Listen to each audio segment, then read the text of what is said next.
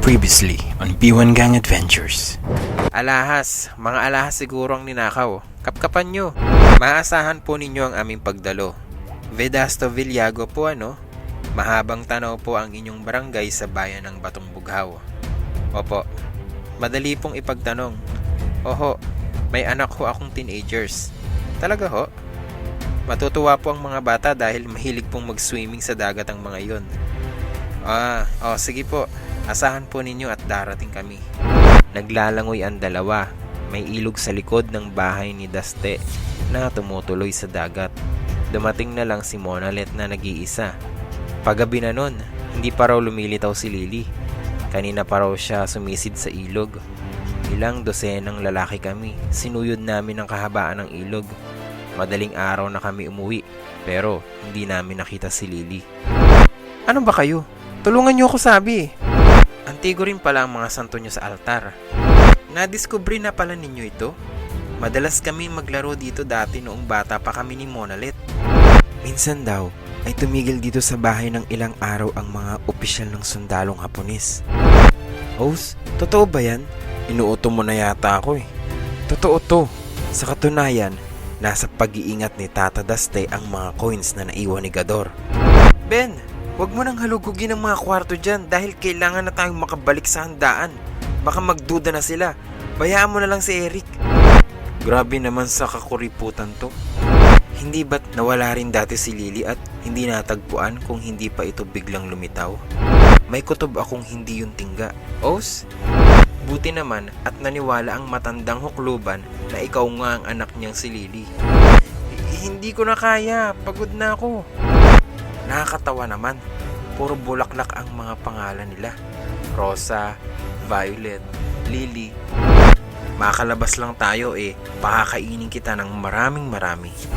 Itali mo muna ang mga kamay niya, Bogs. Una, magpadalo tayo ng tao sa isla para tulungan sina Joe at Dayo. Pangalawa, pati sa Villa Estrella ay kailangang mapapuntahan din. Iimbitahan naman natin sina Lily at Miyoshi para dito sa presinto kumain. Kahit ano pa yon, kailangang sumibat na tayo. Gino, pahiram ng Swiss knife mo.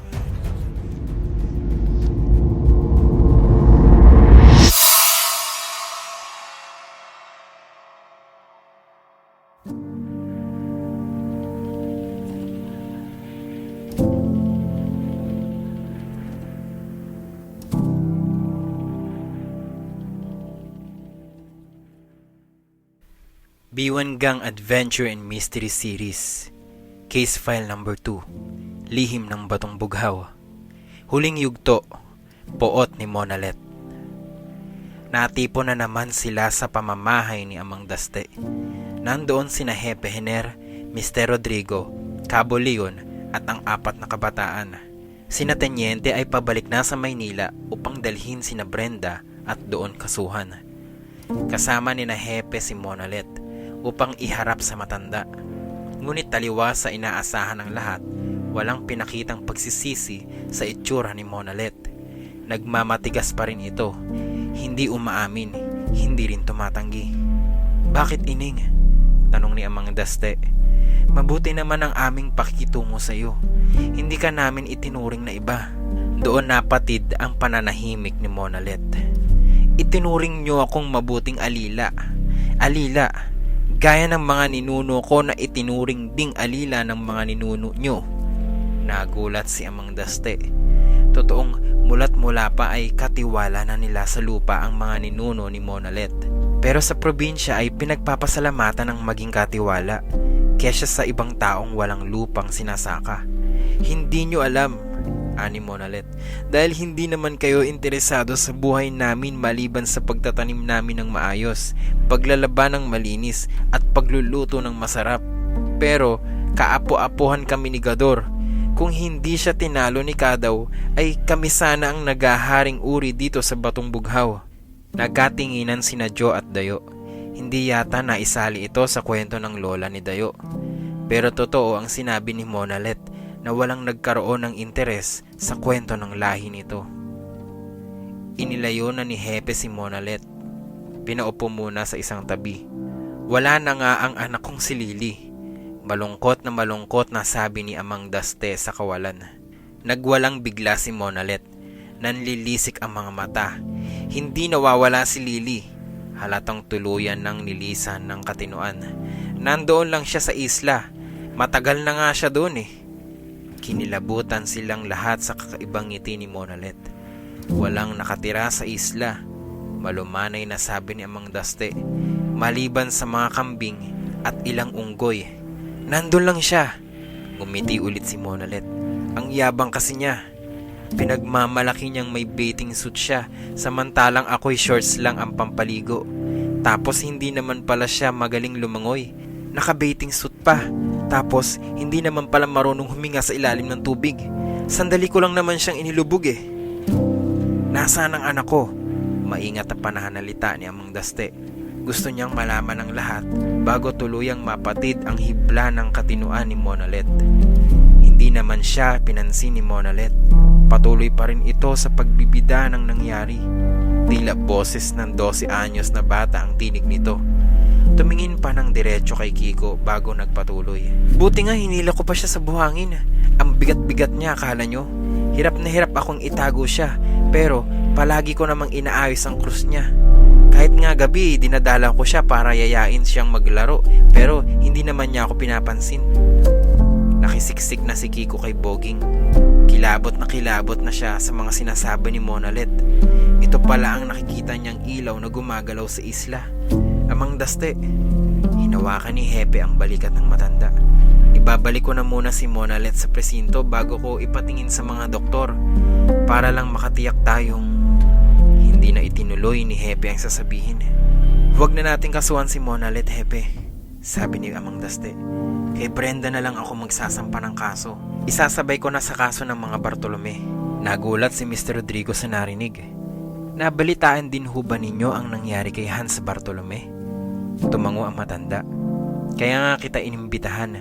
Taga rito ang mga Bartolome, kaya nabalitaan ko ang nangyaring nakawan sa kanila. Tapos ay biglang sumulpot ang isang babaeng nagpakilalang anak ko. Napangiti si Mr. Rodrigo. Mautak pa rin pala si Amang. Madaling na ipasundo ang pari. Mabilis ding kumalat ang balita sa Batong Bughaw. Marami-rami rin ang nakasaksi sa pagbebendisyon ng pari sa puntod ng tunay na Lily. Pati sina Mr. Rodrigo at ang mga bata ay dumalo rin sa paglilipat ng bangkay ng bata sa maayos na puntod sa sementeryo. Nagpapaalam na sila kay Amang Daste nang may palihim na inabot si Dayo kay Jo. Isang lumang paineta ito na ginamit ng isang lola nito habang nagtatago sa lihim na silid. Para huwag mo akong makalimutan, Jo, habili ni Dayo sa dalagita. Huwag kang mag-alala, Dayo, nakingiting sagot ni Jo. Susulatan kita para matuloy ang pagiging magkaibigan natin. Salamat dito ha. Isinilid ni Jo ang paineta ng lola ni Dayo sa kanyang bag. Ito ang ilalagay niya sa souvenir cabinet ng B1 Gang para magsilbing alaala ng kanilang kakaibang karanasan sa dako ng Batong Bughaw. Wakas.